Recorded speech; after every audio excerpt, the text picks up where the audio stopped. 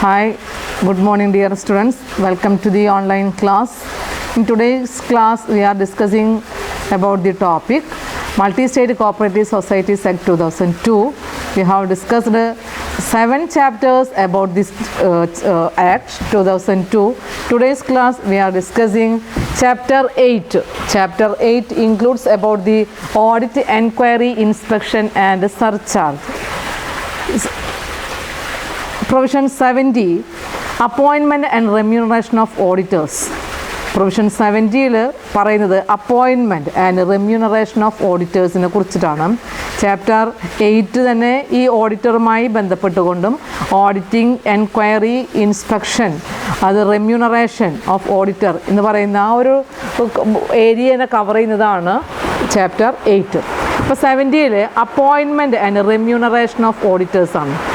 അതിൽ പറയുന്നത് അപ്പോയിൻമെൻറ്റ് ചെയ്യേണ്ടത്, അതായത് ഒരു മൾട്ടി സ്റ്റേറ്റ് കോപ്പറേറ്റീവ് സൊസൈറ്റി എന്ന് പറഞ്ഞു കഴിഞ്ഞാൽ ആ സൊസൈറ്റിയുടെ ബുക്സ് ഓഫ് അക്കൗണ്ടുകൾ, അതിൻ്റെ ഫിനാൻഷ്യൽ ആയിട്ടുള്ള statement including profit and loss account, balance sheet, അത് പ്രിപ്പയർ ചെയ്തിട്ടുള്ളത് ശരിയാണോ, അതിൽ റൂൾസ് ആൻഡ് റെഗുലേഷൻസ് അനുസരിച്ച് കൊണ്ടാണോ പ്രിപ്പയർ ചെയ്തിട്ടുള്ളത് എന്നുള്ളതും, ഈ ആക്ട് പ്രകാരം തന്നെയാണോ, ആ ഒരു ട്രൂ ആൻഡ് ഫെയർ വ്യൂവിലാണോ സ്റ്റേറ്റ്മെൻറ്റുകളുടെ റിസൾട്ട് എന്നുള്ളതും ഐഡൻറ്റിഫൈ ചെയ്യേണ്ടത്, അതിനെ അനലൈസ് ചെയ്യേണ്ടത് ആരുടെ ഡ്യൂട്ടിയാണ്? ഓഡിറ്ററുടെ ഡ്യൂട്ടിയാണ്. അപ്പോൾ എല്ലാ വർഷവും ബുക്സ് ഓഫ് അക്കൗണ്ടുകൾ ആ വർഷത്തിൽ ഒരിക്കൽ അതിൻ്റെ ഫിനാൻഷ്യൽ ഇയർ കഴിഞ്ഞാൽ ആ ബുക്സ് ഓഫ് അക്കൗണ്ട് പ്രിപ്പയർ ചെയ്ത് ഫിനാൻഷ്യൽ ഇയർ കംപ്ലീറ്റ് ആയി കഴിഞ്ഞാൽ ആ ബുക്സ് ഓഫ് അക്കൗണ്ടുകൾ എന്ത് ചെയ്യണം? ഓഡിറ്റിന് വിധേയമാക്കണം. അപ്പോൾ every multi state cooperative society shall cause to audited by an auditor its account once in each year.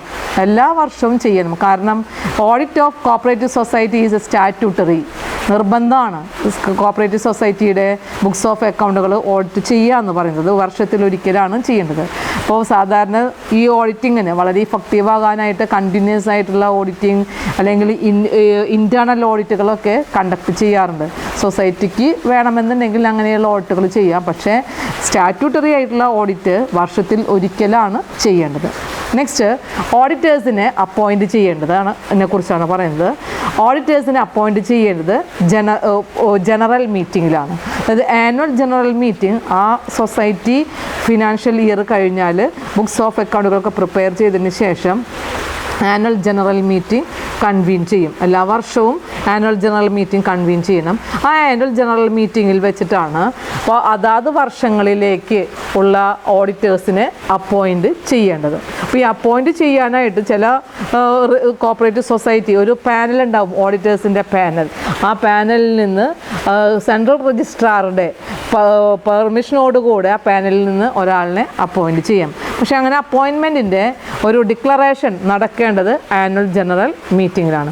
ഇനി ആനുവൽ ജനറൽ മീറ്റിങ്ങിൽ ഈ ഒരു അപ്പോയിൻമെൻറ്റ് ചെയ്ത് കഴിഞ്ഞാൽ ഓഡിറ്ററിനെ വിത്തിൻ 7 ഡേയ്സിനുള്ളിൽ അത് ഇൻറ്റിമേറ്റ് ചെയ്തിരിക്കണം. ഓഡിറ്ററുടെ ഡ്യൂട്ടി അന്ന് മുതലാണ് സ്റ്റാർട്ട് ചെയ്യുന്നത്. അപ്പോൾ ആ ഒരു ഇൻഫർമേഷൻ പാസ് ചെയ്യണം എന്ന് പറയുന്നതും ഈ ആക്ടിൽ സ്പെസിഫിക് ആണ്. നെക്സ്റ്റ്, ആനുവൽ ജനറൽ മീറ്റിങ്ങിൽ അതാത് സൊസൈറ്റികൾ ആ വർഷത്തേക്കുള്ള ഓഡിറ്ററിനെ അപ്പോയിൻറ്റ് ചെയ്തിട്ടില്ല എന്നുണ്ടെങ്കിൽ it is the duty of the central registrar. Central രജിസ്ട്രാർക്ക് എന്ത് ചെയ്യാം? ഓഡിറ്ററിനെ അപ്പോയിൻറ്റ് ചെയ്യാം. അതായത് ഇപ്പോൾ വേക്കൻ്റ് ആയിട്ട് കിടക്കുന്ന ഓഡിറ്ററുടെ പോസ്റ്റിലേക്ക് ആനുവൽ ജനറൽ മീറ്റിങ്ങിൽ അപ്പോയിൻറ്റ് ചെയ്യാത്ത ഓഡിറ്ററിനെ അപ്പോയിൻറ്റ് ചെയ്യേണ്ട ഡ്യൂട്ടി സെൻട്രൽ രജിസ്ട്രാർക്കാണ്. ഇനി ഒരു സൊസൈറ്റി ആദ്യമായിട്ട് സ്റ്റാർട്ട് ചെയ്തിട്ടുള്ളതാണ്. അപ്പോൾ ആദ്യമായിട്ട് ഫസ്റ്റ് ഓഡിറ്ററിനെ അപ്പോയിൻറ്റ് ചെയ്യേണ്ടത് ബോർഡാണ്. അവിടുത്തെ ബോർഡ് ഓഫ് ഡയറക്ടേഴ്സാണ്. ബോർഡ് തീരുമാനിച്ചിട്ടാണ് ഫസ്റ്റ് ഓഡിറ്ററിനെ അപ്പോയിൻറ്റ് ചെയ്യുന്നത്. ഫസ്റ്റ് ഓഡിറ്ററിനെ അപ്പോയിൻറ്റ് ചെയ്ത് കഴിഞ്ഞാൽ ആ സൊസൈറ്റിയുടെ ആ ഫിനാൻഷ്യൽ ഇയർ കഴിഞ്ഞ് ആനുവൽ ജനറൽ മീറ്റിംഗ് കൺവീൻ ചെയ്യുന്നത് വരെ ആ ഡേറ്റ് വരേക്കും ഇയാളുടെ പ്രവർത്തന കാലാവധി നീണ്ടു നിൽക്കും. ഓഡിറ്ററുടെ പ്രവർത്തന കാലാവധി എന്ന് പറഞ്ഞു കഴിഞ്ഞാൽ ആ ആനുവൽ ജനറൽ മീറ്റിങ്ങിൽ ഡിക്ലെയർ ചെയ്ത് കഴിഞ്ഞാൽ ഓഡിറ്റ് റിപ്പോർട്ട് സബ്മിറ്റ് ചെയ്യണം, books of audit report sign ചെയ്യണം. അതുവരെ ഓഡിറ്ററുടെ ഡ്യൂട്ടിയാണ്. അതായത് ആരാണ് അപ്പോയിൻറ്റ് ചെയ്തിട്ടുള്ളത് അവർക്ക് ആ ഒരു റിപ്പോർട്ട് സബ്മിറ്റ് ചെയ്യണം. അപ്പോഴുള്ള ഡ്യൂട്ടി കംപ്ലീറ്റ് ആവുന്നുള്ളൂ. ആ ഒരു മീറ്റിംഗ് കൺവീൻ ചെയ്യുന്നത് വരെയാണ് ഫസ്റ്റ് ഓഡിറ്ററിനെ അപ്പോയിൻറ്റ് ചെയ്ത് കഴിഞ്ഞാൽ അയാളുടെ ടേം ഓഫ് ഓഫീസ് എന്ന് പറയുന്നത്. നെക്സ്റ്റ്, ഈ ഒരു പ്രൊവിഷനിൽ നമ്മൾ മനസ്സിലാക്കേണ്ടതാണ് റെമ്യൂണറേഷൻ ഓഫ് ഓഡിറ്റർ. ആരാണ് റെമ്യൂണറേഷൻ ഫിക്സ് ചെയ്യേണ്ടത്. സെൻട്രൽ രജിസ്ട്രാറാണ് ഓഡിറ്ററിനെ അപ്പോയിൻറ്റ് ചെയ്യുന്നതെങ്കിൽ സെൻട്രൽ രജിസ്ട്രാർക്ക് റെമ്യൂണറേഷൻ ഫിക്സ് ചെയ്യാം. ഇനി ബോർഡാണ് ഓഡിറ്ററിനെ അപ്പോയിൻറ്റ് ചെയ്യുന്നതെങ്കിൽ ആ കേസിൽ ബോർഡാണ് തീരുമാനിക്കുന്നത്. So the remuneration of the auditors of multi state cooperative societies is fixed by central registrar or board as the case may be he has selected as auditor in a multi state cooperative society. ഇതാണ് നമുക്ക് 70 എന്ന് പറയുന്ന പ്രൊവിഷനിൽ പഠിക്കാനുള്ളത്, appointment of remuneration of the auditor. Second പറയുന്നത് 71 provision to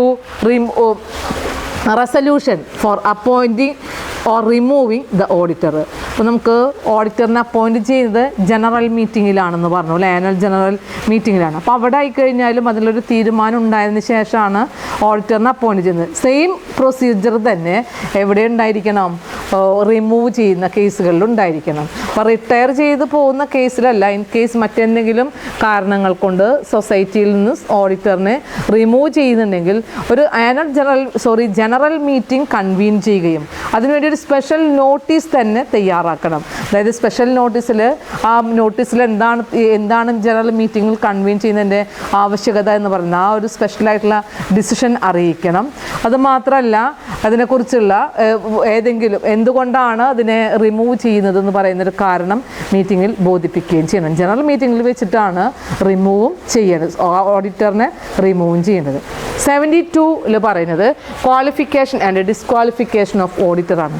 ഓഡിറ്ററുടെ qualification and disqualification cooperative സൊസൈറ്റിയിൽ നിന്ന് മാത്രമല്ല ഏത് കമ്പനിയിലാവട്ടെ ഓഡിറ്റർ എന്ന് പറയുന്ന പദവിയിലേക്ക് ആളുടെ യോഗ്യത ക്വാളിഫിക്കേഷൻ എന്ന് പറഞ്ഞു കഴിഞ്ഞാൽ CA ചാർട്ടേഡ് അക്കൗണ്ടൻ്റ് ആയിരിക്കണം എന്നുള്ളതാണ്. അപ്പോൾ ചാർട്ടേഡ് അക്കൗണ്ടൻ്റ് അല്ലാത്ത ആർക്കും ഓഡിറ്ററായിട്ട് അപ്പോയിൻറ്റ് ചെയ്യാനായിട്ട് കഴിയില്ല, including multi state cooperative society. First point അതാണ് പറയുന്നത്, a person shall not be qualified for appointment of auditor in a multi state cooperative society unless he is an chartered accountant. That is he should to qualify an auditor, to become an auditor he must be qualified as chartered accountant. Number 2, നമുക്ക് പല കാരണങ്ങൾ കൊണ്ട് ഒരു സൊസൈറ്റിയുടെ ഓഡിറ്ററാകാൻ അയാൾ eligible അല്ലാത്ത കേസുകളുണ്ട്. ആ എലിജിബിൾ അല്ലാത്ത കേസുകളാണ് നമ്പർ 2 പോയിൻറ്റ് 72 പ്രൊവിഷനിൽ പറയുന്നത്. The following persons are not qualified for the appointment of auditor. Number 1, a body corporate. Body corporate is not eligible to become an auditor. An officer or employee of multi-state cooperative society. Again, an employee or an officer of multi-state cooperative society is not eligible to become an auditor. Next, a person who is a member or he is an employment of officer or employee or the multi-state cooperative society. അതായത് അയാൾ മെമ്പറും ആണ്, അതേസമയം employee ആണ്, അല്ല office പദവിയിലുള്ള ആളാണ്, അവർക്കും auditor ആവാനുള്ള ബാധ്യത എലിജിബിലിറ്റി ഇല്ല. നെക്സ്റ്റ് എന്ന് പറഞ്ഞു കഴിഞ്ഞാൽ A person who is ഇൻഡെപ്റ്റഡ് to the multi-state cooperative society the amount exceeding 1000 rupees. അതായത് സൊസൈറ്റിയിലെ കടമായിട്ട് 1000 രൂപയേക്കാൾ കൂടുതൽ അയാൾ തിരിച്ചടവുള്ളൊരു വ്യക്തിയാണ്. ഇപ്പോൾ കടമായിട്ട് ഗുഡ്സ് കടമായിട്ട് വാങ്ങിയിട്ടുണ്ടായിരിക്കാം, മറ്റെന്തെങ്കിലും ക്രെഡിറ്റുകളൊക്കെ ഉണ്ടായിരിക്കാം. പക്ഷെ 1000 രൂപയേക്കാൾ കൂടുതൽ കടമായിട്ട് എടുത്തിട്ടുള്ള ഒരു വ്യക്തിയാണെന്നുണ്ടെങ്കിലും അയാളിനെ ഓഡിറ്ററായിട്ട് അപ്പോയിൻറ്റ് ചെയ്യാൻ അനുവദനീയമല്ല. It will become an disqualification for auditor. Next പറയുന്നത് നമ്പർ 3 പോയിന്റിൽ a person shall not be qualified for the appointment is in by virtue of subsection 2. അതായത് കോപ്പറേറ്റീവ് സൊസൈറ്റീസ് ആക്ടിൽ മൾട്ടി സ്റ്റേറ്റ് കോപ്പറേറ്റീവ് സൊസൈറ്റീസ് ആക്ടിലെ subsection 2 ചില കേസുകളിൽ അയാളിനെ disqualified ആണ് എന്ന് പറഞ്ഞുകൊണ്ട് തീരുമാനിച്ചിട്ടുള്ള കേസുകളുണ്ട്. അങ്ങനെയുള്ള മെമ്പർമാർക്കും അതായത് ആക്ട് പ്രകാരം തന്നെ എന്ത് ചെയ്തിട്ടുണ്ട്, by virtue section 2 subsection 2 disqualified ആണെന്ന് പറഞ്ഞിട്ടുണ്ട്. അവർക്ക് എന്ത് ചെയ്യാൻ പറ്റില്ല, ക്വാളിഫൈഡ് ആയി മാറില്ല. ലാസ്റ്റ് പോയിന്റ് പറയുന്നത് ഡിസ്ക്വാളിഫിക്കേഷൻ എന്ന് പറയുന്ന ഒരു കാറ്റഗറി തന്നെ പറയുന്നുണ്ട്. അതായത് ഒരു ഓഡിറ്റർ ആ സ്ഥാനത്തേക്ക് വെക്കേറ്റ് ചെയ്യാനായിട്ട് സ്ഥാനത്തിരിക്കാനായിട്ട് കഴിയില്ല എന്ന് പറയുന്ന ഡിസ്ക്വാളിഫിക്കേഷൻസുകളുണ്ട്.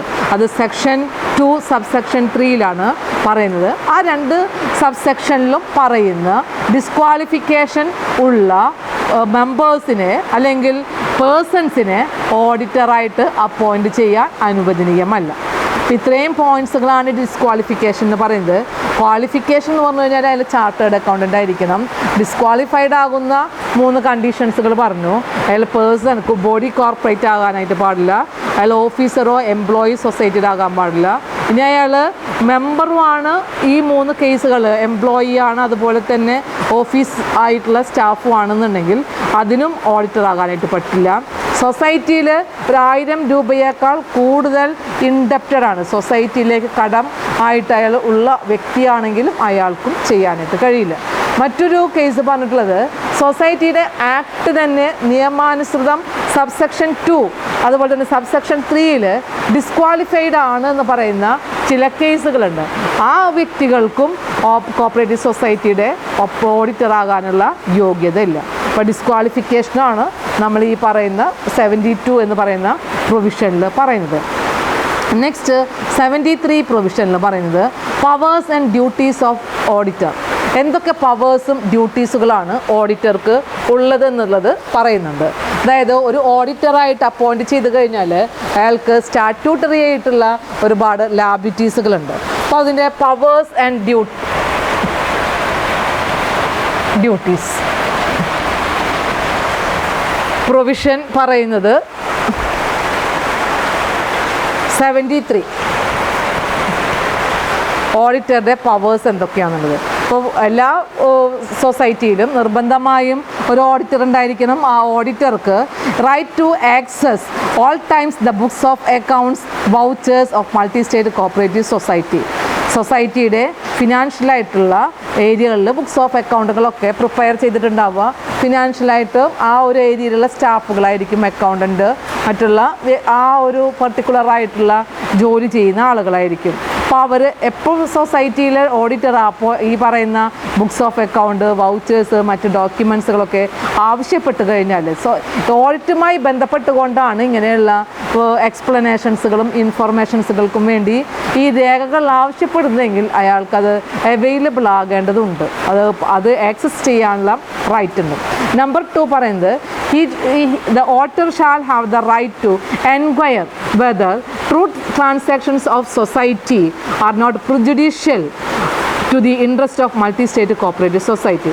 അതായത് ബുക്സ് ഓഫ് അക്കൗണ്ടുകളൊക്കെ പരിശോധിച്ചപ്പോൾ സൊസൈറ്റിയുടെ നിയമങ്ങൾക്ക് വിപരീതമായിട്ട് പല പ്രവർത്തനങ്ങളും ഉണ്ട് എന്ന് അയാൾക്ക് മനസ്സിലായി കഴിഞ്ഞാൽ എന്ത് ചെയ്യാം, എൻക്വയറി ചെയ്യാനായിട്ട് അയാൾക്ക് ആവശ്യപ്പെടാവുന്നതാണ്. നെക്സ്റ്റ് നമ്പർ 3 പറയുന്നത് ഒരു ഓഡിറ്ററുടെ റിപ്പോർട്ട് പ്രിപ്പയർ ചെയ്ത് കഴിഞ്ഞാൽ അത് മൾട്ടി സ്റ്റേറ്റ് കോപ്പറേറ്റീവ് സൊസൈറ്റിക്കാണ് അത് സബ്മിറ്റ് ചെയ്യേണ്ടത്. ആനുവൽ ജനറൽ മീറ്റിങ്ങിൽ ആ സൊസൈറ്റിക്ക് റിപ്പോർട്ടും അതിനോടൊപ്പം തന്നെ അനുബന്ധമായിട്ട് അപ്പോൾ സൊസൈറ്റിയുടെ balance sheet, profit and loss account, ഇങ്ങനെയുള്ള രേഖകളെല്ലാം അടങ്ങിയത് ജനറൽ മീറ്റിങ്ങിൽ കൺവീൻ ചെയ്യുമ്പോൾ അതെന്ത് ചെയ്തിരിക്കണം, സബ്മിറ്റ് ചെയ്തിരിക്കണം. അത് സബ്മിറ്റ് ചെയ്യുന്ന സമയത്ത് പ്രത്യേകമായിട്ടും റിപ്പോർട്ടിൽ സ്പെസിഫൈ ചെയ്യേണ്ട ഒരു കാര്യമുണ്ട്. അതായത് അയാളുടെ ബെസ്റ്റ് ഇൻഫർമേഷനോട് കൂടെയും അതുപോലെ തന്നെ അയാൾ അന്വേഷിച്ചിട്ടുള്ള ഇൻഫർമേഷൻ്റെ വെളിച്ചത്തിലും ആണ് ഈ ബുക്സ് ഓഫ് അക്കൗണ്ടുകൾ വെരിഫൈ ചെയ്തിട്ടുള്ളത് എന്നുള്ളതും അത് ഒതൻറ്റിക്കേറ്റഡ് ആണ് എന്നുള്ളതും നിയമാനുസൃതം അത് വാലിഡ് ആണ് എന്ന് പറയുന്നതുമായിട്ടുള്ള ഒരു ഡിക്ലറേഷൻ ആ സൊസൈറ്റിക്ക് ജനറൽ മീറ്റിങ്ങിൽ കൊടുക്കേണ്ടതുമാണ്. ഇത്രയും പവേഴ്സും ഡ്യൂട്ടീസുകളും ഓഡിറ്റർക്ക് ഉണ്ട് എന്നുള്ളത് 73 പ്രൊവിഷനിൽ പറയുന്നുണ്ട്. അപ്പോൾ അയാളുടെ പവേഴ്സ് എന്ന് പറഞ്ഞു കഴിഞ്ഞാൽ power to access books of account if necessary for the performance of the audit work. Number 2, the auditor shall inquire whether the transaction of society is not prejudicial or not detrimental to the act of society. Next, he should make the report, audit report, and to submit to the multi-state cooperative society in front of the general meeting. അപ്പോൾ report തയ്യാറാക്കേണ്ടതും അതിൽ റിപ്പോർട്ടിൽ sign ചെയ്യേണ്ടതും അദ്ദേഹം തന്നെയാണ്. അതുപോലെ തന്നെ ആവശ്യമുള്ള സമയത്ത് ബുക്സ് ഓഫ് അക്കൗണ്ടുകൾ ആവശ്യപ്പെടാം. വേണമെങ്കിൽ അയാൾക്ക് എൻക്വയറി ചെയ്യാനുള്ള സാഹചര്യവും ഉണ്ടാവുന്നതാണ്. നെക്സ്റ്റ് 74 പറയുന്നത് സിഗ്നേച്ചർ ഓഫ് ഓഡിറ്റ് റിപ്പോർട്ടാണ്. 74 പറയുന്നത് സിഗ്നേച്ചറാണ്. 74 റിപ്പോർട്ടിൽ ആനുവൽ ജനറൽ മീറ്റിങ്ങിൽ ഈ റിപ്പോർട്ട് സബ്മിറ്റ് ചെയ്യുമ്പോൾ ഓഡിറ്റർ, ആ വർഷത്തെ ഓഡിറ്റർ ആരാണെന്നുണ്ടെങ്കിൽ ആളുടെ അതോറിറ്റേറ്റീവ് ആയിട്ടുള്ളൊരു പേഴ്സണാണ് ഓഡിറ്റർ. അതുകൊണ്ട് അയാൾ അതിൽ സൈൻ ചെയ്തിരിക്കണം. അത് മാത്രമല്ല, സൈൻ ചെയ്ത് കഴിഞ്ഞാൽ അതൊരു ഒതൻറ്റിക്കേറ്റഡ് ആയിട്ടുള്ള രേഖ ആയി മാറുകയും ചെയ്യും. സൈൻ ചെയ്തിട്ടുള്ള ഏത് ബുക്സ് ഓഫ് അക്കൗണ്ടുകൾ, അതായത് ബാലൻസ് ഷീറ്റ്, അതുപോലെ തന്നെ പ്രോഫിറ്റ് ആൻഡ് ലോസ് അക്കൗണ്ട്, ഇതെല്ലാം അനലൈസ് ചെയ്തിട്ടുള്ളതും വെരിഫൈ ചെയ്തിട്ടുള്ളതായിട്ടുള്ള ഒരു രേഖയാണ് എന്നുള്ളത് അയാൾ ഉറപ്പുവരുത്തുന്നതാണ് ആ ഓഡിറ്റ് റിപ്പോർട്ടിൻ്റെ സൈൻ എന്ന് പറഞ്ഞതുകൊണ്ട്. അതുകൊണ്ട് ഒരു എവിഡൻസ് ആണ്, നിയമത്തിൻ്റെ മുന്നിൽ ഏറ്റവും ഇമ്പോർട്ടൻ്റ് ആയിട്ട് ഒരു ഡോക്യുമെൻ്റായിട്ട് ഡിക്ലെയർ ചെയ്യാവുന്ന ഒരു രേഖയാണ് ഓഡിറ്റേഴ്സ് റിപ്പോർട്ട്. നെക്സ്റ്റ് 75 പറയുന്നത് another provision 75 reading and inspection of auditors report. ഓഡിറ്റേഴ്സിൻ്റെ റിപ്പോർട്ട് റീഡ് ചെയ്യാനായിട്ടുള്ള, ഇൻസ്പെക്ട് ചെയ്യാനുള്ള റൈറ്റ് മെമ്പേഴ്സിനുണ്ട്. അതായത് ആനുവൽ ജനറൽ മീറ്റിങ്ങിൽ ഓഡിറ്റേഴ്സിൻ്റെ റിപ്പോർട്ട് ചെയ്യണം, സബ്മിറ്റ് ചെയ്യണം. അപ്പോൾ സബ്മിറ്റ് ചെയ്ത് കഴിഞ്ഞാൽ ആ ഒരു മീറ്റിങ്ങിൽ എല്ലാ മെമ്പേഴ്സും കൺസിസ്റ്റ് ചെയ്യുന്നതാണ് ജനറൽ ബോഡി എന്ന് പറയുന്നത്. ജനറൽ ബോഡി മീറ്റിംഗ് ആണ്. ആ മീറ്റിങ്ങിൽ എന്ത് ചെയ്യുന്ന, ആനുവൽ ജനറൽ മീറ്റിംഗ് തന്നെ എല്ലാ മെമ്പേഴ്സിനെയും കൂടെ ഉൾപ്പെടുത്തിക്കൊണ്ട് ചെയ്യുന്ന മീറ്റിംഗ് ആയതുകൊണ്ട് റിപ്പോർട്ട് അവിടെ വായിച്ചിരിക്കണം, മീറ്റിങ്ങിൽ വായിച്ചിരിക്കണം. ഏതെങ്കിലും മെമ്പേഴ്സ് ഈ പറയുന്ന ഓഡിറ്റ് റിപ്പോർട്ട് ഇൻസ്പെക്ട് ചെയ്യാനായിട്ട് താല്പര്യമുണ്ടെന്നുണ്ടെങ്കിൽ അവർക്ക് വായിച്ച് നന്നായി മനസ്സിലാക്കാനോ അത് ഇൻസ്പെക്ട് ചെയ്യാനോ ആഗ്രഹിക്കുന്നുണ്ടെന്നുണ്ടെങ്കിൽ അതിനുള്ള അവസരവും കൂടെ കൊടുക്കേണ്ടതാണ്. ഇതാണ് പ്രൊവിഷൻ 75 പറയുന്നത്. 76 right of auditor to attend general meeting. അതായത് ഓഡിറ്ററിനെ അപ്പോയിൻറ്റ് ചെയ്യുന്നത് ജനറൽ മീറ്റിങ്ങിലാണ്. അപ്പോൾ ആ ഒരു ഓഡിറ്ററിനെ അപ്പോയിൻറ്റ് ചെയ്ത കാലയളവിൽ എപ്പോഴെല്ലാം ജനറൽ മീറ്റിംഗ് കൺവീൻ ചെയ്യുന്നുണ്ട് എന്നുണ്ടെങ്കിലും ആ സമയങ്ങളിലെല്ലാം നോട്ടീസ് നൽകിക്കൊണ്ടും അതിനെ കമ്മ്യൂണിക്കേറ്റ് ചെയ്യേണ്ടതും ചെയ്തിരിക്കണം എന്നുള്ളത് നിർബന്ധമാണ്. സൊസൈറ്റിയുടെ പ്രവർത്തനങ്ങളുമായി ബന്ധപ്പെട്ടുകൊണ്ട് തന്നെയാണ് ഓഡിറ്ററിനെ അപ്പോയിൻറ്റ് ചെയ്യുന്നത്. അതുകൊണ്ട് തന്നെ സൊസൈറ്റിയുടെ തീരുമാനങ്ങളൊക്കെ എടുക്കുന്ന ജനറൽ മീറ്റിങ്ങിൽ സൊസൈറ്റിയുടെ ബിസിനസ് മേഖലയുമായി ബന്ധപ്പെട്ട് വരുന്ന കാര്യങ്ങളെല്ലാം അറിയുന്നതിന് വേണ്ടി ഓഡിറ്റർക്ക് അത് അവിടെ കൺവീൻ ചെയ്യാനുള്ള അല്ലെങ്കിൽ അവിടെ പ്രസൻ്റ് ആകാനുള്ള റൈറ്റ് ഉണ്ട്. അപ്പോൾ അതിന് വേണ്ടി മീറ്റിംഗ് കൺവീൻ ചെയ്യുമ്പോൾ നോട്ടീസ് നൽകണമെന്നുള്ളതും കമ്പൾസറി ആയിട്ട് കമ്മ്യൂണിക്കേറ്റ് ചെയ്തിരിക്കണം എന്നുള്ളതുമാണ് പ്രൊവിഷൻ 76 പറയുന്നത്. പ്രൊവിഷൻ 77 പറയുന്നത് power of central registrar to direct special audit in a certain cases. ചില സിറ്റുവേഷൻസുകളിൽ സെൻട്രൽ രജിസ്ട്രാർക്ക് സ്പെഷ്യലായിട്ടുള്ള ഓഡിറ്റ് കണ്ടക്ട് ചെയ്യാവുന്നതാണ്. അതായത് സ്പെഷ്യൽ ഓഡിറ്റ് സ്പെഷ്യൽ സിറ്റുവേഷൻസുകൾ അറൈസ് ചെയ്യുമ്പോൾ മാത്രം കണ്ടക്ട് ചെയ്യുന്നതാണ്. ഒരു ആനുവൽ ഓഡിറ്റ് കൂടാതെ സ്പെഷ്യൽ ആയിട്ടുള്ള ഓഡിറ്റ് ഡയറക്റ്റ് ചെയ്യേണ്ടത് അതിനുള്ള ചുമതല സെൻട്രൽ രജിസ്ട്രാർക്ക് മാത്രമാണ്. അപ്പോൾ അങ്ങനെ ചെയ്തു കഴിഞ്ഞാൽ ഒരു സ്പെഷ്യലായിട്ടുള്ള ഓഡിറ്റ് കണ്ടക്ട് ചെയ്യണം എന്നുള്ള ഒരു നെസസിറ്റി സെൻട്രൽ രജിസ്ട്രാർക്ക് തോന്നുകയാണെന്നുണ്ടെങ്കിൽ ആ ഒരു സൊസൈറ്റിയുടെ ഓഡിറ്റ് ചെയ്ത പീരീഡിന് ശേഷം ഒരു സ്പെഷ്യലായിട്ടുള്ള ഓതറൈസ്ഡ് ആയിട്ടുള്ള പേഴ്സണെ ഒന്നുകിൽ ഡയറക്റ്റായിട്ടോ അല്ലെങ്കിൽ ഓതറൈസ്ഡ് കോമ്പിറ്റൻ്റ് ആയിട്ടുള്ള ഒരു പേഴ്സണെ അപ്പോയിൻറ്റ് ചെയ്തുകൊണ്ട് സ്പെഷ്യൽ ഓഡിറ്റ് കണ്ടക്ട് ചെയ്യാവുന്നതാണ്. അതൊക്കെ ചെയ്യേണ്ടത് ആരായിരിക്കണം? സെൻട്രൽ രജിസ്ട്രാറാണ് ചെയ്യേണ്ടത്. സെൻട്രൽ രജിസ്ട്രാർ ചെയ്യുമ്പോൾ സെൻട്രൽ ഗവൺമെൻറ്റിൻ്റെ പെർമിഷനോട് കൂടെയാണ് അത് ചെയ്യുന്നത്. അപ്പോൾ സെൻട്രൽ ഗവൺമെൻറ്, സ്റ്റേറ്റ് ഗവൺമെൻറ് ഒക്കെ മൾട്ടി സ്റ്റേറ്റ് കോപ്പറേറ്റീവ് സൊസൈറ്റിയിൽ മെമ്പർമാരാകാം അല്ലേ? അപ്പോൾ അങ്ങനെയാണെന്നുണ്ടെങ്കിൽ ബോർഡിൽ പോലും ഡയറക്ടർമാരെ നോമിനേറ്റ് ചെയ്യാനുള്ള റൈറ്റ് ഉണ്ട്. അപ്പം അങ്ങനെ ചെയ്യണമെന്നുണ്ടെങ്കിൽ സെൻട്രൽ ഗവൺമെൻറ്റും സ്റ്റേറ്റ് ഗവൺമെൻറ്റും മൾട്ടി സ്റ്റേറ്റ് കോപ്പറേറ്റീവ് സൊസൈറ്റിയുടെ ഷെയറുകൾ ഹോൾഡ് ചെയ്യണം. അപ്പോൾ എത്ര ഷെയർ ഹോൾഡ് ചെയ്തെങ്കിലാണ് സെൻട്രൽ ഗവൺമെൻറ്റിന് ഇതുപോലെ സ്പെഷ്യൽ ഓഡിറ്റ് ഡയറക്റ്റ് ചെയ്യാനായിട്ട് കഴിയുക എന്ന് ചോദിച്ചു കഴിഞ്ഞാൽ മോർ ദാൻ 51% ഷെയർസ് ഹോൾഡ് ചെയ്യുന്നുണ്ടെങ്കിൽ 51% കൂടുതൽ ഷെയർ ഹോൾഡ് ചെയ്യുന്ന സൊസൈറ്റികളിലാണ് സെൻട്രൽ ഗവൺമെൻറ് അല്ലെങ്കിൽ സ്റ്റേറ്റ് ഗവൺമെൻറ് ആണെങ്കിൽ സ്റ്റേറ്റ് ഗവൺമെൻറ് ആരാണോ ഈ ഷെയർസ് ഹോൾഡ് ചെയ്തെങ്കിൽ അവർക്ക് സ്പെഷ്യൽ ഓഡിറ്റ് ചെയ്യാനായിട്ട് കഴിയുകയുള്ളൂ. ഇനി സ്പെഷ്യൽ ഓഡിറ്റ് ചെയ്തു കഴിഞ്ഞാൽ ഇപ്പോൾ സെൻട്രൽ ഗവൺമെൻറ് ആണ് ഇതിനു വേണ്ടി ചെയ്യുന്നതെങ്കിൽ അതിൻ്റെ റിപ്പോർട്ട് അവർക്കാണ് സമർപ്പിക്കേണ്ടത്. ഇപ്പോൾ സെൻട്രൽ ഗവൺമെൻറ് നേരിട്ടിട്ടല്ല ചാർട്ടേഡ് ആയിട്ടുള്ള അക്കൗണ്ടൻ്റ് അതിൻ്റെ കോമ്പറ്റൻ്റ് ആയിട്ടുള്ള ഓഡിറ്റേഴ്സിനെ അപ്പോയിൻറ്റ് ചെയ്യുക. സ്പെഷ്യലായിട്ടുള്ള എൻക്വയറി ആവട്ടെ ഓഡിറ്റ് ആവട്ടെ ഇത് ചെയ്യാനായിട്ടും. അപ്പോൾ അങ്ങനെ ആകുമ്പോൾ ആരാണോ അപ്പോയിൻറ്റ് ചെയ്തിട്ടുള്ളത് അവർക്കായിരിക്കണം ഓഡിറ്റ് റിപ്പോർട്ട് സബ്മിറ്റ് ചെയ്യേണ്ടത്. ആനുവൽ ഓഡിറ്റാണ് ചെയ്യുന്നതെങ്കിൽ അതിൽ ആനുവൽ ജനറൽ മീറ്റിങ്ങിൽ സൊസൈറ്റിയുടെ ബോർഡിനത് സമർപ്പിച്ചുകൊണ്ട് ജനറൽ മീറ്റിങ്ങിൽ ഓപ്പണായിട്ടത് വായിക്കുകയാണ് ചെയ്യുക. പക്ഷേ സ്പെഷ്യൽ ഓഡിറ്റ് കണ്ടക്ട് ചെയ്യുമ്പോൾ സ്പെഷ്യൽ ഓഡിറ്റിന് ഡയറക്റ്റ് ചെയ്യുന്നത് സെൻട്രൽ ഗവൺമെൻറ് ആണെങ്കിൽ സെൻട്രൽ ഗവൺമെൻറ്റിനാണ് റിപ്പോർട്ട് സബ്മിറ്റ് ചെയ്യേണ്ടത്. നെക്സ്റ്റ് 78 പോയിൻ്റ് പറയുന്നത് എൻക്വയറി ബൈ സെൻട്രൽ രജിസ്ട്രാർ. അതായത് ഓഡിറ്റ് ചെയ്തതിന് പുറമെ മറ്റേതെങ്കിലും പ്രത്യേക സാഹചര്യങ്ങളിൽ എൻക്വയറി ചെയ്യാനുള്ള റൈറ്റ് പ്രൊവിഷൻ 78 ഈ ആക്ട് പ്രകാരം പറയുന്നുണ്ട്. അപ്പോൾ സെൻട്രൽ രജിസ്ട്രാർ എങ്ങനെയാണ് അത് എൻക്വയറി ചെയ്യേണ്ടത് എന്നുള്ളതാണ് പറയുന്നത്.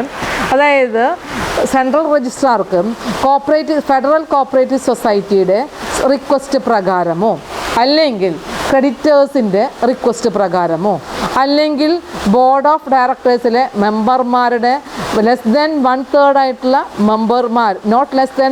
ആയിട്ടുള്ള മെമ്പർമാരുടെ റിക്വസ്റ്റ് പ്രകാരമോ അല്ലെങ്കിൽ കോപ്പറേറ്റീവ് സൊസൈറ്റിയുടെ മെമ്പേഴ്സിലെ തന്നെ not less than 1/5 of the മെമ്പേഴ്സിൻ്റെ റിക്വസ്റ്റ് പ്രകാരമോ എന്ത് ചെയ്യാവുന്നതാണ്? എൻക്വയറി ആവശ്യപ്പെടാവുന്നതാണ്.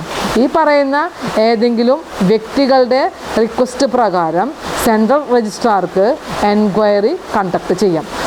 എൻക്വയറി കണ്ടക്ട് ചെയ്യണമെന്നുണ്ടെങ്കിൽ ഇവർ റിക്വസ്റ്റ് ചെയ്ത് കഴിഞ്ഞാൽ ആ റിക്വസ്റ്റിൽ എന്തുകൊണ്ടാണ് എൻക്വയറി ആവശ്യപ്പെടുന്നത് എന്നുള്ളത് മെൻഷൻ ചെയ്യേണ്ടതാണ്.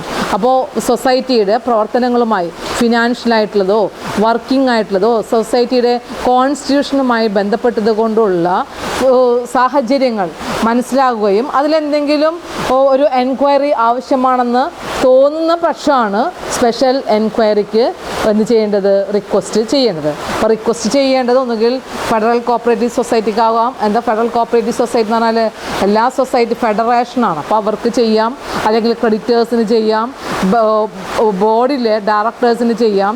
ബോർഡ് മെമ്പർമാർ ഡയറക്ടേഴ്സ് എന്നല്ല ബോർഡിലുള്ള മെമ്പേഴ്സിൽ നോട്ട് ലെസ് ദാൻ 1/3 ആയിട്ടുള്ള മെമ്പേഴ്സ് ആവശ്യപ്പെടുന്നത് പക്ഷം അവർക്ക് ചെയ്യാം. അതുപോലെ തന്നെ സൊസൈറ്റിയിലുള്ള ടോട്ടൽ മെമ്പേഴ്സിൽ not less than 1/5 of the total members request ചെയ്യുന്നുണ്ടെങ്കിലും ഇതുപോലെയുള്ള എൻക്വയറി ആവശ്യപ്പെടാവുന്നതാണ്. അപ്പോൾ എൻക്വയറിയുമായി റിലേറ്റഡ് ആയിട്ട് സൊസൈറ്റിയുടെ കോൺസ്റ്റിറ്റ്യൂഷൻ, അതുപോലെ തന്നെ വർക്കിംഗ് കണ്ടീഷൻ, ഫിനാൻഷ്യൽ കണ്ടീഷൻ ഇതെല്ലാം ഒരു ചെക്കിങ് ചെയ്യുന്നതിന് വേണ്ടിയാണ് സാധാരണഗതിയിൽ എൻക്വയറി ആവശ്യപ്പെടുന്നത്. ഇപ്പോൾ എൻക്വയറി ആവശ്യപ്പെട്ട് കഴിഞ്ഞാൽ അതിനെക്കുറിച്ചുള്ള ഒരു നോട്ടീസ് ആ സൊസൈറ്റിക്ക് 15 ഡേയ്സിനുള്ളിൽ അറിയിച്ചിരിക്കണം. സൊസൈറ്റിയെക്കുറിച്ചാണ് എൻക്വയറി ചെയ്യാനായിട്ട് ഉദ്ദേശിക്കുന്നത്. സൊസൈറ്റിയുടെ മറ്റ് മെമ്പർമാരോ അല്ലെങ്കിൽ ക്രെഡിറ്റേഴ്സോ അല്ലെങ്കിൽ ബോർഡിലുള്ള മെമ്പർമാരൊക്കെ ആവശ്യപ്പെടുന്ന പക്ഷമാണ് എൻക്വയറി ചെയ്യുന്നത്. പക്ഷേ സൊസൈറ്റിയിൽ ഇങ്ങനെ ഒരു എൻക്വയറി ചെയ്യുന്നുണ്ടെന്ന് പറയുന്ന ഒരു ഇൻഫർമേഷൻ സെൻട്രൽ രജിസ്ട്രാർ ആർക്ക് നൽകണം? സൊസൈറ്റിയെ അറിയിക്കണം. Within not less than 15 days ഇത് തീരുമാനിച്ച് 15 ദിവസത്തിനുള്ളിലാണ് അത് ഇൻഫർമേഷൻ ഇൻറ്റിമേറ്റ് ചെയ്യേണ്ടത്. That is enquiry of the society by the central രജിസ്ട്രാറാണ്. നെക്സ്റ്റ് പറയുന്നത് inspection of multi state cooperative society. പല സിറ്റുവേഷൻസുകളിലും സ്പെഷ്യലായിട്ടുള്ള ഇൻസ്പെക്ഷൻസുകൾ മൾട്ടി സ്റ്റേറ്റ് കോപ്പറേറ്റീവ് സൊസൈറ്റിയിൽ ചെയ്യാറുണ്ട്. അപ്പോൾ ആ കേസും ചെയ്യേണ്ടത് സെൻട്രൽ രജിസ്ട്രാർ തന്നെയാണ്. സെൻട്രൽ രജിസ്ട്രാർക്ക് സ്വയം ചെയ്യുന്നതല്ല, ഒന്നുകിൽ ഫെഡറൽ കോപ്പറേറ്റീവ് സൊസൈറ്റിയുടെയോ അല്ലെങ്കിൽ നേരത്തെ നമ്മൾ ഇൻസ്പെക്ഷന് റിക്വസ്റ്റ് ചെയ്തിട്ടുള്ള ആളുകളുടെ പേര് പറഞ്ഞു. ഒന്ന് ഫെഡറൽ കോപ്പറേറ്റീവ് സൊസൈറ്റി, അല്ലെങ്കിൽ ക്രെഡിറ്റേഴ്സ്, മറ്റൊരു ബോർഡ് ഓഫ് ഡയറക്ടേഴ്സിൽ ബോർഡ് ഓഫ് മെമ്പേഴ്സിലെ നോട്ട് ലെസ് ദാൻ 1/3 മെമ്പേഴ്സിലെ ടോട്ടൽ മെമ്പേഴ്സിലെ not less than 1/5 of the members. ഇവരുടെ സ്പെഷ്യൽ റിക്വസ്റ്റ് പ്രകാരം സൊസൈറ്റിയെ ഇൻസ്പെക്ഷന് വിധേയമാക്കാവുന്നതാണ്. അപ്പോൾ ഇൻസ്പെക്ഷന് വിധേയമാക്കുമ്പോൾ നമ്മൾ നേരത്തെ പറഞ്ഞതുപോലെ തന്നെയാണ് ഒരു ഡീറ്റെയിൽ ആയിട്ടുള്ള ചെക്കിംഗ് ആണ് അതിനെക്കുറിച്ച് ചെയ്യുന്നത്.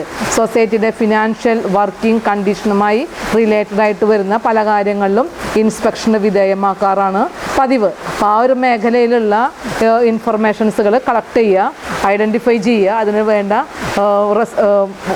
റെമഡിയലായിട്ടുള്ള ആക്ഷൻസുകൾ കൊണ്ടുവരേണ്ടതായിട്ട് വരും.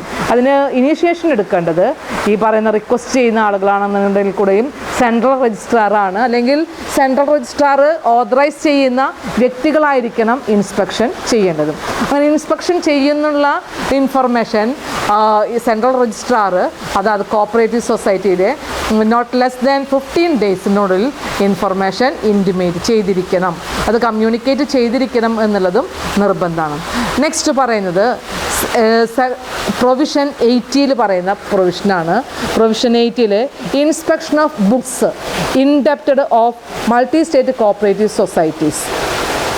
അതായത് മൾട്ടി സ്റ്റേറ്റ് കോപ്പറേറ്റീവ് സൊസൈറ്റിയുടെ ബുക്സുകൾ ഇൻസ്പെക്ട് ചെയ്യാനുള്ള ഒരു റോളും സെൻട്രൽ രജിസ്ട്രാർക്ക് ചെയ്യാവുന്നതാണ്. അപ്പോൾ അങ്ങനെ ഇൻസ്പെക്ട് ചെയ്യണമെങ്കിൽ ബുക്സുകൾ ഇൻസ്പെക്ട് ചെയ്യണമെന്നുണ്ടെങ്കിൽ അതായത് പല കാര്യങ്ങളിലും കടം കൊടുത്ത ആളുകളുണ്ടായിരിക്കും, ക്രെഡിറ്റേഴ്സ് ഉണ്ടായിരിക്കും, ലോൺസുകൾ അഡ്വാൻസുകൾ പ്രൊവൈഡ് ചെയ്തിട്ടുള്ള കേസുകളുണ്ടായിരിക്കും. അപ്പോൾ അതിലെന്തെങ്കിലും മാൽ പ്രാക്ടീസുകളോ മിസ്അപ്രോപ്രിയേഷൻസുകളോ ഫോൾട്ടി ആയിട്ടുള്ള എന്തെങ്കിലും ട്രാൻസാക്ഷൻസുകളോ ഫ്രോഡുലൻ്റ് ആയിട്ടുള്ള ആക്ടിവിറ്റീസുകളൊക്കെ ഉണ്ടാകുന്ന മനസ്സിലാകുന്ന പക്ഷമൊക്കെ എന്ത് ചെയ്യാം, ഇതുപോലുള്ള ഇൻസ്പെക്ഷന് വിധേയമാക്കാം. പക്ഷേ ഈ ഇൻസ്പെക്ഷൻ ചെയ്യുന്നത് ഇൻഡെപ്റ്റഡ് ആയിട്ടുള്ള കേസുകളിലാണെന്ന് മാത്രം. അതാണ് 80 പ്രൊവിഷനിൽ പറയുന്നത്.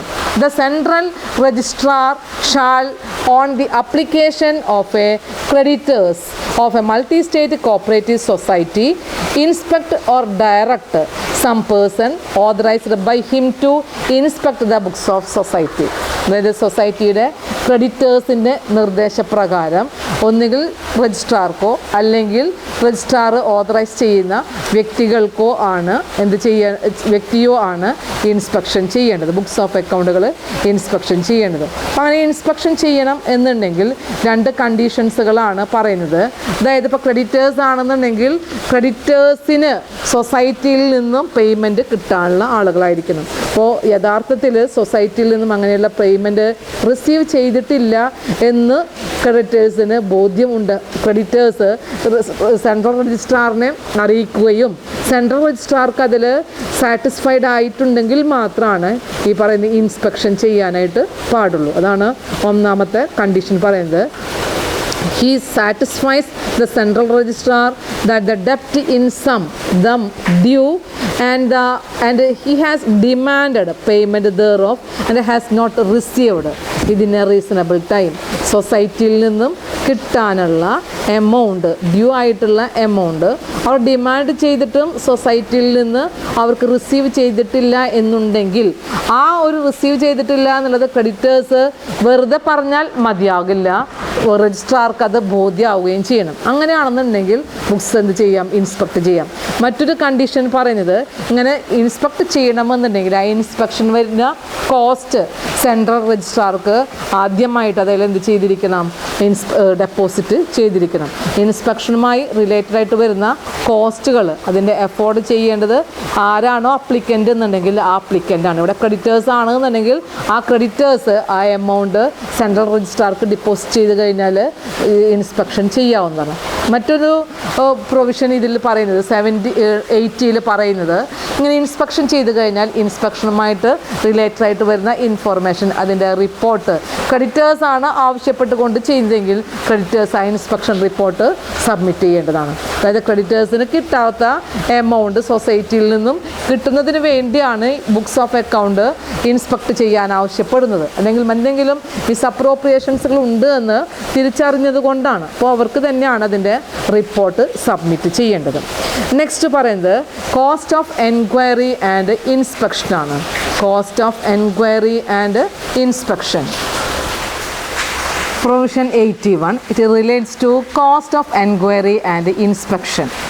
അപ്പോൾ നമ്മൾ പല കേസുകളിലും ഇൻസ്പെക്ഷൻ അതുപോലെ തന്നെ എൻക്വയറികൾ സ്പെഷ്യലായിട്ടുള്ള ഇൻസ്പെക്ഷൻസ് ഓഫ് ബുക്സ് ഇതെല്ലാം പറഞ്ഞു കഴിഞ്ഞതാണ്. ഇനിയിപ്പോൾ അതുമായി റിലേറ്റഡ് ആയിട്ട് അതിന് വരുന്ന കോസ്റ്റ് എങ്ങനെയാണ് റിക്കവർ ചെയ്യേണ്ടത്, ആ പ്രൊവിഷനാണ് പ്രൊവിഷൻ 81 പറയുന്നത്, cost of enquiry and inspection. അതായത് സെക്ഷൻ 78 സെക്ഷൻ 79 പ്രകാരം എൻക്വയറിയോ ഇൻസ്പെക്ഷനോ കണ്ടക്ട് ചെയ്യുകയാണെന്നുണ്ടെങ്കിൽ അതിന് വരുന്ന കോസ്റ്റുകൾ ആരുടെ റിക്വസ്റ്റ് പ്രകാരമാണോ ഇതുപോലുള്ള ഇൻസ്പെക്ഷൻസുകളും എൻക്വയറികളും വന്നതെന്നുണ്ടെങ്കിൽ അവരിൽ നിന്നാണ് അപ്പോർഷൻ ചെയ്യേണ്ടത് എന്ന് പറയുന്ന റൂളാണ് ഇവിടെ 81 പറയുന്നത്. നമ്മൾ നേരത്തെ പറഞ്ഞു, ഇൻസ്പെക്ഷനും എൻക്വയറിയും അത് ഡയറക്റ്റ് ചെയ്യുന്നത് അല്ലെങ്കിൽ അത് റിക്വസ്റ്റ് ചെയ്യുന്നത് ആരായിരിക്കാം? ഒന്നിൽ ക്രെഡിറ്റേഴ്സ് ആയിരിക്കാം, അല്ലെങ്കിൽ മെമ്പേഴ്സ് ആയിരിക്കാം ബോർഡ് ഓഫ് ഡയറക്ടേഴ്സിലെ, അല്ലെങ്കിൽ സൊസൈറ്റിയുടെ തന്നെ മെമ്പേഴ്സ് ആയിരിക്കാം, അല്ലെങ്കിൽ ഓഫീസ് ബെയറേഴ്സ് ആയിരിക്കാം. ഇങ്ങനെയുള്ള ഏത് വ്യക്തികളാണോ സ്പെഷ്യൽ എൻക്വയറിയും ഇൻസ്പെക്ഷനും ആവശ്യപ്പെട്ടതെങ്കിൽ അവരിൽ നിന്നാണ് എന്ത് ചെയ്യേണ്ടത്? ആ കോസ്റ്റിനെ അപ്പോർഷൻ ചെയ്യേണ്ടത്. അതായത് ഒരു വ്യക്തി ഏത് വ്യക്തികളാണോ എന്നുണ്ടെങ്കിൽ ആ വ്യക്തികളിൽ നിന്ന് ആ കോസ്റ്റ് റിക്കവർ ചെയ്യണം എന്നുള്ളതും, അത് 2-3 വ്യക്തികളാണ് ഒരുമിച്ച് റിക്വസ്റ്റ് ചെയ്തിട്ടുള്ളതെങ്കിൽ അത് അപ്പോർഷൻ ചെയ്തുകൊണ്ട് അവരിൽ നിന്നും അത് റിക്കവർ ചെയ്ത് വാങ്ങിക്കണം എന്നുള്ളതാണ് പറയുന്നത്. ഇനി നെക്സ്റ്റ് ഈ പറയുന്ന 81 പ്രൊവിഷനിൽ തന്നെ ഒരു സബ് പോയിൻ്റായിട്ട് പറയുന്നുണ്ട്. അതായത് എന്തുകൊണ്ടാണ് ഇവരുടെ കയ്യിൽ നിന്നും ഈ കോസ്റ്റ് വാങ്ങിക്കുന്നത് എന്നുള്ളതും അതിനുള്ളൊരു കാരണങ്ങളും സെൻട്രൽ രജിസ്ട്രാർ തന്നെ അവരെ ബോധ്യപ്പെടുത്തേണ്ടതാണ്. അപ്പോൾ അതിനുള്ളൊരു നോട്ടീസൊക്കെ നൽകിക്കൊണ്ടായിരിക്കണം അതിൻ്റെ ഓർഡർ ചെയ്യേണ്ടത്. ഇത്ര എമൗണ്ട് ഇൻസ്പെക്ഷന് കോസ്റ്റ് വന്നു അല്ലെങ്കിൽ എൻക്വയറിക്ക് കോസ്റ്റ് വന്നു എന്നുണ്ടെങ്കിൽ അതിന് കാരണം എന്താണ് എന്നുള്ളത് ബോധ്യപ്പെടുത്തേണ്ടതും സെൻട്രൽ രജിസ്ട്രാർ തന്നെയാണ്. അത് റൈറ്റിംഗ് ആയിട്ടുള്ള ഒരു നോട്ടീസ് നൽകിക്കൊണ്ട് അവരെ ബോധ്യപ്പെടുത്തുക. എന്തെല്ലാം കാരണങ്ങൾ കൊണ്ട് ഈ പറയുന്ന ഒരു കോസ്റ്റ് വന്നു, അത് ഹിയറിംഗ് ചെയ്യാനുള്ളൊരു ഓപ്പർച്യൂണിറ്റി, ആ കോസ്റ്റ് അപ്പോർഷൻ ചെയ്തു എന്ന് പറയുന്ന ഒരു ഇൻഫോർമേഷനും അവരെ അറിയിച്ചിരിക്കണം. അതാണ് 81 പ്രൊവിഷനിൽ പറയുന്നത്. 82 പ്രൊവിഷനിൽ റിക്കവറി ഓഫ് ദി കോസ്റ്റ്.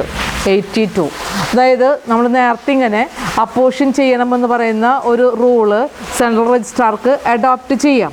ഇനി ഈ പറയുന്ന വ്യക്തികൾ മെമ്പേഴ്സോ ക്രെഡിറ്റേഴ്സോ ഓഫീസ് ബെയറേഴ്സോ അല്ലെങ്കിൽ ബോർഡ് ഓഫ് ഡയറക്ടേഴ്സിലെ മെമ്പേഴ്സോ ബോർഡിലുള്ള മെമ്പേഴ്സോ ഇവരാരും ഈ കോസ്റ്റ് ഇങ്ങനെ അപ്പോർഷൻ ചെയ്ത് കഴിഞ്ഞപ്പോഴും അവർ നൽകിയില്ല എന്നുണ്ടെങ്കിൽ മൾട്ടി സ്റ്റേറ്റ് കോഓപ്പറേറ്റീവ് സൊസൈറ്റി നിലനിൽക്കുന്ന ആ ഒരു ലൊക്കേഷനിൽ മജിസ്ട്രേറ്റിന് ഒരു അപ്ലിക്കേഷൻ സെൻട്രൽ രജിസ്ട്രാർക്ക് ഫോർവേഡ് ചെയ്യാവുന്നതാണ്. അപ്പോൾ ആ ഫോർവേഡ് ചെയ്യുന്ന അപ്ലിക്കേഷനിൽ ഈ കോസ്റ്റ് റിക്കവർ ചെയ്യാനുള്ളതാണെന്നുള്ളതും ഇൻസ്പെക്ഷനുമായി ബന്ധപ്പെട്ടുള്ളതാണ് എന്നുള്ളതും അതിൻ്റെ കാരണങ്ങളൊക്കെ കാണിച്ചുകൊണ്ടാണ് അപ്ലിക്കേഷൻ ഫോർവേഡ് ചെയ്യേണ്ടത്. എന്നിട്ട് ഈ മെമ്പർമാരിൽ നിന്ന് ഫൈനോട് കൂടെ തന്നെ, അപ്പോൾ ആ കോസ്റ്റ് മാത്രമേ ആദ്യം അപ്പോർഷൻ ചെയ്തിട്ടുള്ളൂ, അവരുടെ കയ്യിൽ നിന്ന് കിട്ടിയില്ലെന്നുണ്ടെങ്കിൽ ആ എമൗണ്ടും ഫൈൻ എമൗണ്ടും കൂടെ ഇമ്പോസ് ചെയ്തുകൊണ്ട് ഇവരിൽ നിന്ന് അത് റിക്കവർ ചെയ്യാനുള്ള റൈറ്റും കൂടെ സെൻട്രൽ രജിസ്ട്രാർക്കുണ്ട് എന്നുള്ളത് 82 പ്രൊവിഷനിൽ പറയുന്നു. Recovery of the cost. Next repayment ആണ്. പ്രൊവിഷൻ 83 പറയുന്നത് റീപേയ്മെൻ്റ് ആണ്. അതായത് മൾട്ടി സ്റ്റേറ്റ് കോഓപ്പറേറ്റീവ് സൊസൈറ്റിയെ ഓഡിറ്റിങ്ങിന് വിധേയമാക്കുകയോ അല്ലെങ്കിൽ ഇൻസ്പെക്ഷനോ അല്ലെങ്കിൽ എൻക്വയറിക്കൊക്കെ വിധേയമാക്കി, അപ്പോൾ ഇതെല്ലാം ചെയ്യുന്നത് ഓഡിറ്റ് ചെയ്യുന്നത് അത് സ്റ്റാറ്റ്യൂട്ടറി ആയിട്ടുള്ള ഒരു ഓഡിറ്റാണ്, എല്ലാ വർഷവും ചെയ്തിരിക്കണം. പക്ഷേ ഇൻസ്പെക്ഷനും എൻക്വയറിയൊക്കെ സ്പെഷ്യലായിട്ടുള്ള സർക്കംസ്റ്റാൻസിലും ഒരു സെർട്ടൈൻ കേസുകളൊക്കെ വരുമ്പോഴാണ് സൊസൈറ്റിക്ക് അത് സൊസൈറ്റി അല്ല സെൻട്രൽ രജിസ്ട്രാർക്ക് അത് ചെയ്യേണ്ടതായിട്ട് വരിക. അപ്പം അങ്ങനെ ഇൻസ്പെക്ഷൻ ചെയ്യുകയോ അല്ലെങ്കിൽ വൈൻഡപ്പ് പീരീഡ് വന്നു സൊസൈറ്റിക്ക്. അപ്പം അങ്ങനെയുള്ള സാഹചര്യങ്ങളിലൊക്കെ സൊസൈറ്റിയിലുള്ള അല്ലെങ്കിൽ മാനേജ്മെൻറ്റിലുള്ള ചില വ്യക്തികളുടെ പ്രവർത്തനങ്ങളെല്ലാം സൊസൈറ്റിയുടെ ആക്ടിന് വിപരീതമായിട്ടും അതുപോലെ തന്നെ ബൈലോക്ക് വിപരീതമായിട്ടുള്ളതാണെന്നുള്ളത് മനസ്സിലാകുന്ന പക്ഷം, അതുമാത്രമല്ല സൊസൈറ്റിയുടെ അസറ്റ്സുകൾ അതെന്ത് ചെയ്യുക, മിസ്അപ്രോപ്രിയേറ്റ് ചെയ്യുക. ഫണ്ടുകൾ ക്യാഷ് ആവട്ടെ ഗുഡ്സുകളാവട്ടെ അത് മിസ്അപ്രോപ്രിയേഷൻ ഓഫ് ഗുഡ്സോ മിസ്അപ്രോപ്രിയേഷൻ ഓഫ് ക്യാഷോ ചെയ്യുക. അതുപോലെ തന്നെ ട്രാൻസാക്ഷൻസുകൾ സൊസൈറ്റിയുടെ പ്രവർത്തനവുമായി ബന്ധപ്പെട്ടുകൊണ്ട് സൊസൈറ്റി എന്ന് പറയുമ്പോൾ ഒരു ഡെമോക്രാറ്റിക് ആയിട്ടുള്ളൊരു മാനേജ്മെൻറ്റാണ്, ഒരു വളണ്ടറി ആയിട്ടുള്ളൊരു അസോസിയേഷനാണ്, ഒരു പ്രോഫിറ്റ് മോട്ടീവ് അല്ലാത്ത സർവീസ് ഓറിയൻറ്റഡ് ആയിട്ടുള്ളൊരു ഓർഗനൈസേഷനാണ്. അപ്പോൾ അതിൻ്റെ പ്രവർത്തനങ്ങളും ആ ഒരു ലക്ഷ്യം വെച്ചുകൊണ്ട് മാത്രമേ ചെയ്യാനായിട്ട് പാടുള്ളൂ. അപ്പോൾ അതിലുള്ള മെമ്പർമാരോ അല്ലെങ്കിൽ ഓഫീസിലുള്ള ഓഫീസ് ബെയറേഴ്സോ ബോർഡിൽ വരുന്ന മെമ്പർമാരോ സൊസൈറ്റിയുടെ പ്രവർത്തന പ്രവർത്തനങ്ങൾക്ക് വിപരീതമായി പ്രവർത്തിക്കുക, അതായത് ഏതെങ്കിലും ഫ്രോഡുലൻ്റ് ആയിട്ടുള്ള ആക്ട് ചെയ്യുക, അല്ലെങ്കിൽ ബ്രീച്ച് ഓഫ് ട്രസ്റ്റ് വിശ്വാസ വഞ്ചന ചെയ്യുക, അല്ലെങ്കിൽ വിൽഫുൾ ആയിട്ടുള്ള നെഗ്ലിജൻസ് അശ്രദ്ധയോടുകൂടെ അവരുടെ പ്രവർത്തനങ്ങൾ നടത്തുക, അല്ലെങ്കിൽ ഗുഡ്സുകളോ ക്യാഷോ മിസ്അപ്രോപ്രിയേറ്റ് ചെയ്യുന്നതോ, അല്ലെങ്കിൽ സൊസൈറ്റിയുടെ പ്രോപ്പർട്ടീസുകൾ അസറ്റ്സുകൾ അവരത് റീറ്റെയിൻ ചെയ്ത് വെക്കുക, ഫ്രോഡുലൻ്റായിട്ട് തന്നെ അത് പിടിച്ചു വയ്ക്കുക. ഇങ്ങനെയുള്ള കേസുകളൊക്കെ വന്നു കഴിഞ്ഞാൽ എന്ത് ചെയ്യണം എന്നുള്ള റൂളാണ് നമ്മൾ ഈ റീപേയ്മെൻറ്റ് എന്ന് പറയുന്ന പ്രൊവിഷനിൽ പറയുന്നത്. ഒന്നുകിൽ സെൻട്രൽ രജിസ്ട്രാർക്കോ അല്ലെങ്കിൽ സെൻട്രൽ രജിസ്ട്രാർ അപ്പോയിൻറ്റ് ചെയ്യുന്ന വ്യക്തികൾക്കോ എന്ത് ചെയ്യാവുന്നതാണ്, അയാൾക്കെതിരെ നിയമ നടപടി സ്വീകരിക്കാവുന്നതാണ്. അപ്പോൾ ഇൻസ്പെക്ഷൻ കഴിഞ്ഞാലും എൻക്വയറി ചെയ്ത് കഴിഞ്ഞാലും ഓൾട്ട് ചെയ്ത് കഴിഞ്ഞതിന് ശേഷമൊക്കെയാണ് ഇങ്ങനെ മനസ്സിലാകുന്നത് എന്നുണ്ടെങ്കിൽ ആ പീരീഡ് കഴിഞ്ഞ് വിതിൻ 2 ഇയറിനുള്ളിൽ ഇയാൾക്കെതിരെ, അത് വ്യക്തിയാവട്ടെ അല്ലെങ്കിൽ ഒരു ഗ്രൂപ്പ് ഓഫ് പേഴ്സൺ ആവട്ടെ അല്ലെങ്കിൽ ബോർഡിലുള്ള ഫുൾ ഡയറക്ടേഴ്സ് ആവട്ടെ, അവർക്കെതിരെ ആക്ഷൻ എടുക്കാവുന്നതാണ്. അപ്പോൾ ഒന്നുകിൽ സെൻട്രൽ രജിസ്ട്രാർക്ക് നേരിട്ട് ചെയ്യാം, അല്ലെങ്കിൽ വൈൻഡ് അപ്പ് പീരീഡിൽ മനസ്സിലാവുന്ന പക്ഷം ലിക്വിഡേറ്റർക്ക്, അല്ലെങ്കിൽ ഇൻസ്പെക്ട് ചെയ്യുന്ന സമയത്താണെന്നുണ്ടെങ്കിൽ അതിലുള്ള ബോർഡ് ഓഫ് ഡയറക്ടേഴ്സ് ബോർഡിന് മനസ്സിലാവുന്ന പക്ഷം ഇങ്ങനെ ഒരു സ്പെഷ്യലായിട്ടുള്ള കേസുകൾ വരികയാണെങ്കിൽ അയാൾക്കെതിരെ നിയമ നടപടി സ്വീകരിക്കാവുന്നതാണ്. അങ്ങനെ വന്നു കഴിഞ്ഞാൽ ആ നിയമ നടപടിക്ക് വിധേയമായി കഴിഞ്ഞാൽ സെൻട്രൽ രജിസ്ട്രാർ പേഴ്സണലായിട്ടുള്ള തന്നെ വ്യക്തിപരമായിട്ട് അയാളുടെ കയ്യിൽ നിന്നും ആ എമൗണ്ട് തിരിച്ചു വാങ്ങിക്കാൻ, അല്ലെങ്കിൽ അയാൾ ഫ്രോഡുലൻ്റ് ആയിട്ടുള്ള ആക്ട് ചെയ്യുകയാണെന്നുണ്ടെങ്കിൽ സൊസൈറ്റിയുടെ പ്രോപ്പർട്ടീസുകൾ ഫ്രോഡുലൻ്റായിട്ട് റീറ്റെയിൻ ചെയ്യുകയാണെന്നുണ്ടെങ്കിൽ അതെല്ലാം റിക്കവർ ചെയ്യാനായിട്ട് അല്ലെങ്കിൽ റീപേ ചെയ്യാനായിട്ടുള്ള ഒരു ഓർഡർ കൊടുക്കാവുന്നതാണ്. ഇനി അയാൾക്ക് ഇങ്ങനെയുള്ള ഒരു ഫ്രോഡുലൻ്റ് ആക്ട് ചെയ്തു, അല്ലെങ്കിൽ വിൽഫുൾ ആയിട്ടുള്ള ഒരു നെഗ്ലിജൻസ് നടത്തി, മിസ്അപ്രോപ്രിയേഷൻ ചെയ്തു, അങ്ങനെയൊക്കെ ചെയ്തു കഴിഞ്ഞാൽ എന്തുകൊണ്ടാണ് ചെയ്തു എന്നുള്ളതിന് അതിൻ്റെ കാര്യകാരണങ്ങൾ ബോധിപ്പിക്കേണ്ടതും അത് അയാൾ തിരിച്ചു കൊടുക്കേണ്ടതും ആണ്. അല്ലെങ്കിൽ തിരിച്ചു കൊടുത്തില്ലെങ്കിൽ അയാളുടെ കയ്യിൽ നിന്ന് അത് ആ എമൗണ്ട് ഫൈനോട് കൂടെ അത് എന്ത് ചെയ്യാം, റിക്കവർ ചെയ്യാം. അതിനു വേണ്ടിയുള്ള ലീഗൽ ആക്ഷൻസുകൾ എടുക്കാവുന്നതാണ്. അതെന്തുകൊണ്ടാണ് അങ്ങനെ സെൻട്രൽ രജിസ്ട്രാർ ചെയ്യുന്നതെന്ന് ചോദിച്ചു കഴിഞ്ഞാൽ ഒരു സൊസൈറ്റിയുടെ മെയിൻ ഒബ്ജക്റ്റീവ് എന്താണ്, ഡെമോക്രാറ്റിക്കായിട്ട് സൊസൈറ്റിയുടെയും ആ ഇക്കോണമിയുടെയും ഡെവലപ്മെൻറ്റാണ്. ആ ഒരു ഡെവലപ്മെൻറ്റ് ചെയ്യണമെന്ന് നിങ്ങൾ പേഴ്സണലായിട്ടുള്ള ഒരു പ്രോഫിറ്റുകൾ ഉണ്ടാക്കാനോ അല്ലെങ്കിൽ അതിലുള്ള സൊസൈറ്റിയുടെ ആക്ടിന് വിപരീതമായിട്ട് പ്രവർത്തിക്കാനോ പാടില്ല. അതുകൊണ്ട് തുല്യമായിട്ടുള്ള നീതിയും അതുപോലെ തന്നെ തുല്യതയും ഇക്വിറ്റബിൾ ആൻഡ് ജസ്റ്റിസ് നിലനിർത്തണമെന്നുണ്ടെങ്കിൽ സെൻട്രൽ രജിസ്ട്രാർക്ക് ഇതുപോലെ എന്ത് ചെയ്യേണ്ടതായിട്ട് വരും, നിയമ നടപടി എടുക്കേണ്ടതായിട്ട് വരും. ഇനി ഈ ഒരു എമൗണ്ട് മാത്രമല്ല, എക്സ്ട്രാ ആയിട്ട് എന്തെങ്കിലും നഷ്ടങ്ങളൊക്കെ വരുത്തി കഴിഞ്ഞാൽ ആ എമൗണ്ടും കൂടെ റിക്കവർ ചെയ്യാനും അതെല്ലാം ആ എമൗണ്ടുകൾ കൂടെ അയാളുടെ കയ്യിൽ നിന്ന് വാങ്ങിക്കാനുള്ള റൈറ്റൊക്കെ സെൻട്രൽ രജിസ്ട്രാർക്ക് ഉണ്ട് എന്നുള്ളതാണ് റീപേയ്മെൻറ്റ് എന്ന് പറയുന്ന പ്രൊവിഷനിൽ പറയുന്നത്. അപ്പോൾ ഇത്രയാണ് ഇന്നത്തെ ചാപ്റ്റർ 8 ഓഡിറ്റ് എൻക്വയറി ഇൻസ്പെക്ഷനിൽ പറഞ്ഞത്. Appointment of auditor, remuneration of auditor, removal of the auditor, qualification disqualification and auditor, powers and duties of auditor, signature of the auditor report, then inspection of the auditor's report, then right to